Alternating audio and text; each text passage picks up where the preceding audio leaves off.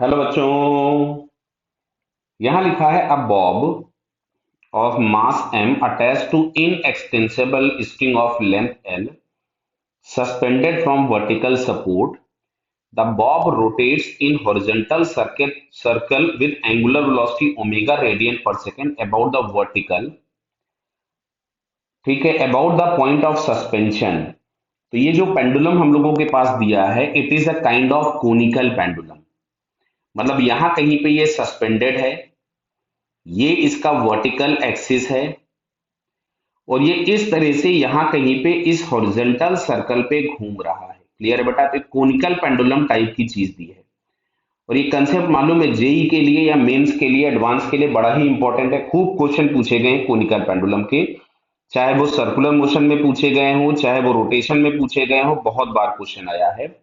तो ये इस तरह से हम लोगों के पास सस्पेंशन पॉइंट दिख रहा है, और यहां कहीं पे ये पार्टिकल है जो कि इस सर्कल पे घूम रहा है। क्लियर है? अब सुनो इधर, अगर इसका ओमेगा कांस्टेंट है तो इस पॉइंट, मतलब ये अगर हम सेंटर देखेंगे तो इस सेंटर के अबाउट तो इसका एंगुलर मोमेंटम कांस्टेंट रहेगा, मैग्नीट्यूड में भी, डायरेक्शन में भी। लेकिन ये सस्पेंशन पॉइंट को मान लो हम पी लिख देते हैं, इसको मैंने सर्कल के ऊपर ओ लिख दिया।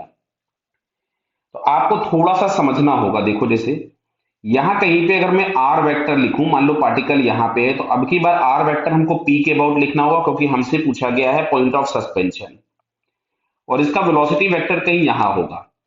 क्या ये इमेजिन कर पा रहे हो कि दोनों अगर परपेंडिकुलर होंगे तो यहां से हम लोग जो एल लिखने वाले थे, एल, वो आपको मिलेगा M into R cross B. तो ध्यान से देखो, यहाँ पे मैं वेलोसिटी तो बहुत ज्यादा मेंशन नहीं कर पाऊंगा आपको, लेकिन ये जो भी एल वेक्टर होगा वो आर के भी परपेंडिकुलर होगा और बी के भी परपेंडिकुलर होगा। तो ये जो आर वेक्टर अभी आपको दिख रहा है, इसके परपेंडिकुलर, मतलब यहां अगर हम एंगुलर मोमेंटम देखेंगे तो ये इधर मिलेगा। ये आपके पास हो गया एंगुलर मोमेंटम अबाउट पी। अब जैसे ही पार्टिकल घूम करके सर्कल के मान लो किसी और पॉइंट पे पहुंचता है, मान लीजिए जस्ट अपोजिट पॉइंट में बना देता हूं यहां वाला, अगर ये इस पॉइंट पे पहुंचा होगा तो बेटा आप इमेजिन कर पा रहे होगे कि आर वेक्टर ये होगा, बिकॉज आर वेक्टर हमेशा ओरिजिन जहां ले रहे होते हैं उससे दूर होता है और पॉइंट की तरफ होगा। तो अब अगर ये आर वेक्टर हो गया तो आपको दिख रहा होगा ये इसका एंगुलर मोमेंटम का डायरेक्शन ये हो जाएगा, एंगुलर मोमेंटम अबाउट पी।